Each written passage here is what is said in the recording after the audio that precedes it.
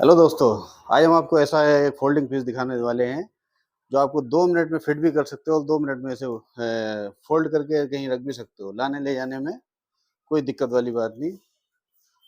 दिखाते हैं आपको।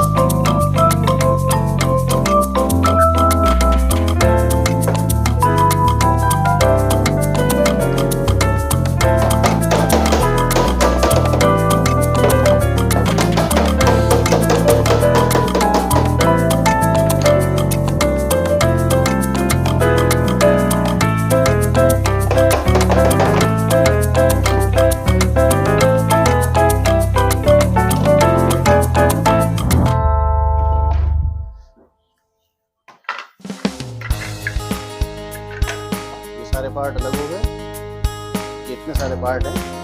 और अब बात आती है इसकी फिट करने की।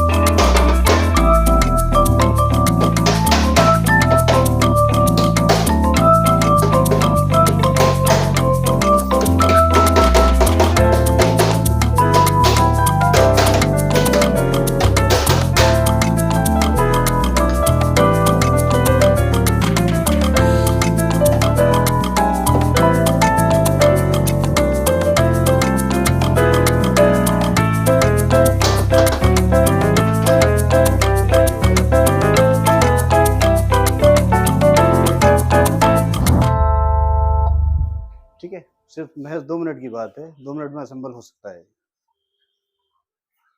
इस मंदिर के लिए हमसे होलसेल और रिटेल जैसे आप चाहो डील कर सकते हो। स्क्रीन पे नंबर आ रहा होगा, एक बार सेवा का मौका दो। Thank you.